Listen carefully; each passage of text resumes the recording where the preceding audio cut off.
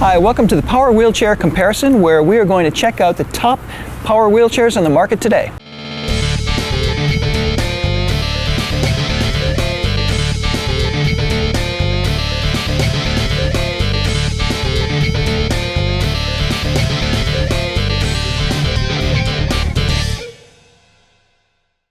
I'm a C7, and I've been in a chair for many years now, and as I get older and things change, and just for convenience sake, all of that, I'm now looking for a power chair, and I'm really happy to get a chance to try this out and not only look at it, but use it. If someone's going to invest in a chair, it's important to know what's out there. I think a lot of people only hear certain things and then they go with it and find out that the chair's not right for them. Lots of chairs have different functions and everybody has their own special needs, and I think doing the research is very important to get the chair that fits right, is what you want, and is something that will last with you throughout the time you need it. It's very nice to have a chair where you can lean back and tilt, and it does all the pressure release for you. Tilt and recline is not just to relax and be in a lazy boy situation. Tilt and recline is important for our health. We need to get our blood flow moving in different directions. We need to take the pressure off of our back and off of our butt so that we don't get pressure sores.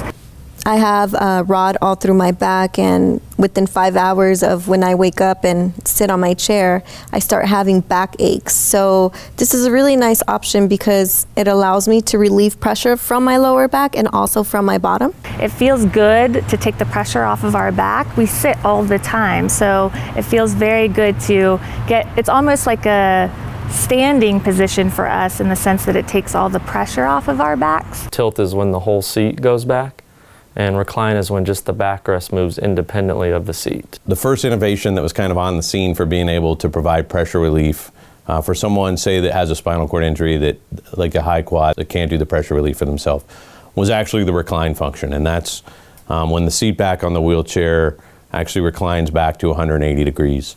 And it was great. People were able to shift. We were able to, as an industry, sort of at least try to help mitigate some of pressure, what's caused when sitting too long and loading your ITs and not having the ability to offload those, which can lead to pressure sores.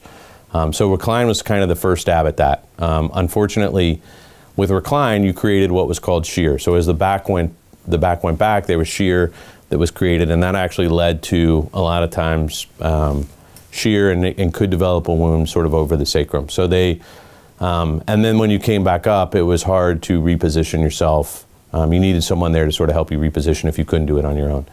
So then came sort of the advent of tilt technology, which is where the seat back and the seat have a fixed angle, but the entire seat itself moves, so that as you tilt back, your center of gravity shifts, so that as you lean back, now the force of gravity is kind of going through the middle of your back instead of directly down underneath your ischial tuberosities or your butt bones.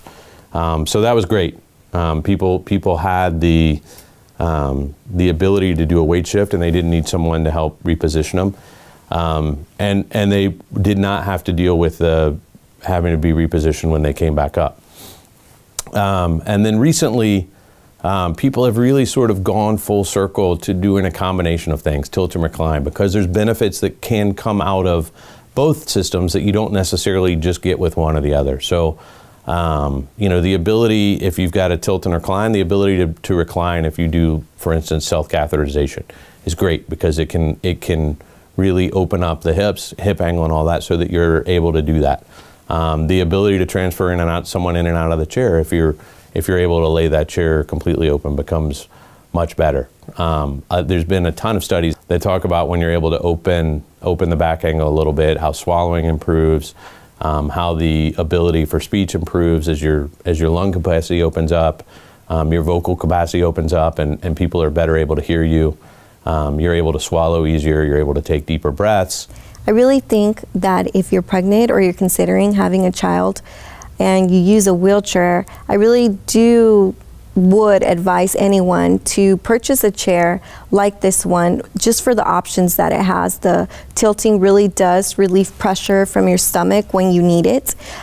Before, while I was pregnant, I always had to jump in the bed and really give myself time to give my body that stretch. And from this, if I was pregnant now, this chair would be perfect because I would be able to do so from this chair.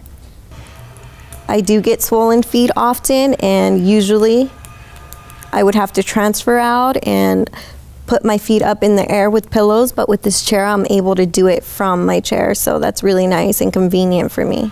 We do have customers that sometimes use those features when they go to a dentist office because they could just basically lay or be in a tilted position for the dentist to work on it, or they go to a beauty shop for, they definitely use it for other things too, which are not per se medically justified, but they're also they're very helpful. For example, if somebody's going down the hill, they could tilt the chair, or they coming out of the van, they could tilt the chair so they don't feel like they're falling off. Transportation provided by Braun Ability. Locations provided by Illuminate Studios. The Power Wheelchair Comparison Web Series, brought to you by the Christopher and Dana Reeve Foundation and Gold Pictures.